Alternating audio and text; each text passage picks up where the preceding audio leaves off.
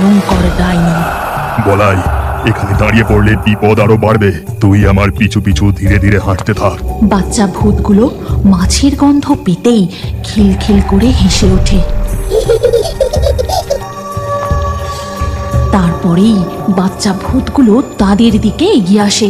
তখনই কেষ্ট কাকা বুদ্ধি করে একটা মাছ বাচ্চা ভূতগুলোর দিকে ছুঁড়ে দেয়। কাকা, আমরা আজ বেঁচে বাড়ি ফিরতে পারবো তো? বাচ্চা ভূতগুলো এখন মাছ খেতে ব্যস্ত, তাড়াতাড়ি চল এখান থেকে। এই কথা বলে তারা দু পা এগোতেই তাদের সামনে বেরিয়ে আসে ওই ভয়ঙ্কর ডাইনি।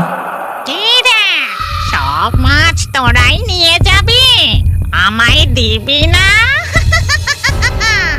এই দেখে কৃষ্ণ আর বলাই পালা রে বলাই, এখানে আর এক মুহূর্ত নয়, পালা। তাদের ঝোলা সেখানেই ফেলে রেখে কোনো রকমে দৌড়ে তারা চৌবাড়ির জঙ্গল থেকে বেরিয়ে আসে।